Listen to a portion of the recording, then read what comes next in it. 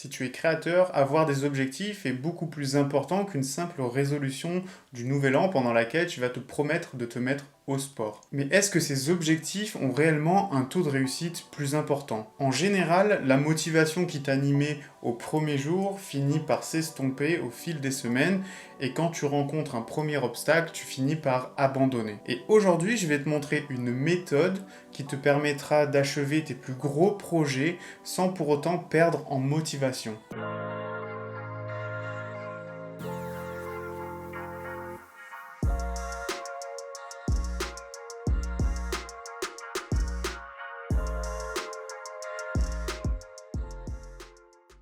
Avant de commencer la vidéo, je tiens à préciser que le concept que je vais évoquer dans cette vidéo, c'est un concept qui est générique et je vais t'expliquer comment l'appliquer à ton domaine de créateur. Il y a bien une seule chose qui nous rassemble, c'est notre capacité à travailler dans l'urgence. On se réveille un matin, on se rend compte qu'il reste seulement quelques jours ou bien une semaine pour pouvoir présenter un projet d'identité graphique à un client. Et là, c'est l'urgence, on commence à travailler comme un fou. C'est clairement pas le meilleur moyen de travailler sereinement. Et puis moi, j'étais vraiment aussi dans ce cas-là à l'époque. Et ce qui m'a fait un peu switcher, ce qui m'a permis de gommer cette mauvaise habitude, c'est la lecture d'un livre qui s'appelle The One Thing de Gary Keller. Pour reprendre ces mots, c'est la vérité simple qui se cache derrière les résultats les plus extraordinaires. Dit comme ça, je te l'accorde, c'est pas super explicite, ça ressemble à une phrase de Jean-Claude Van Damme. T'inquiète pas, le concept qui se cache derrière est super simple. L'idée étant que plus tu seras concentré sur une seule et même tâche, plus ça sera synonyme de réussite. Et les projets pour lesquels ta réussite va varier, c'est parce que ta concentration aura elle aussi varié. Ramener à ton métier de créateur, ça consiste à lister clairement toutes les étapes de réalisation d'un projet pour pouvoir à chaque fois te concentrer sur chacune de ces étapes et puis finir le projet dans de bonnes conditions. Pour caricaturer, c'est comme si tu voulais fonder une famille avec quelqu'un, avoir des enfants. On est d'accord que pour faire les choses dans l'ordre, il faut déjà sortir, rencontrer des personnes, avoir un premier rendez-vous, voir si ça se passe bien, emménager, faire un enfant, etc. Il n'y a pas vraiment d'ordre pour ça, mais bon, la logique des choses voudrait que ça se passe comme ça.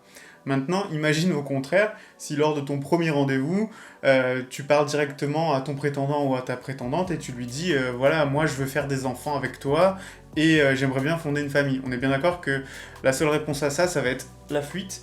Et au contraire, être multitâche, c'est perdre en efficacité. D'ailleurs, à l'époque, j'avais fait une publication sur Instagram, je vais te l'afficher à l'écran. C'était pour expliquer que plus tu vas faire des choses en même temps, moins tu achèveras de tâches. En plus de ça, le cerveau humain met du temps à switcher entre deux activités, donc essaye de prendre bien ça en compte. Cet effet cumulé de petites tâches, il peut être assimilé à l'effet domino. Et selon Lorne Whitehead, qui est un physicien, il suffirait d'avoir 18 dominos alignés pour pouvoir égaler la taille de la tour de Pise si chacun de ces dominos était le double du précédent. Il en faudrait ensuite 23 pour pouvoir atteindre la hauteur de la tour Eiffel, 31 pour côtoyer l'Everest, et 51 pour pouvoir égaler la distance qui sépare la Lune de la Terre. Pour chaque projet, recherche ton premier domino et enclenche le mouvement. Et personnellement, c'est quelque chose que j'applique au quotidien, que ce soit dans mon travail de salarié, mon travail de freelance ou bien mon travail de création de contenu pour les podcasts, etc. Dernièrement, j'ai travaillé sur un projet d'identité visuelle pour une entreprise qui s'appelle DAT, c'est une agence immobilière. Et bien j'ai fait exactement la même chose. J'ai listé pas à pas tout ce qu'il fallait que je fasse, mais pas seulement l'aspect graphique du projet. J'ai aussi listé par exemple présentation du devis, signature du devis, vérifier sur mon compte que l'acompte a été versé, etc.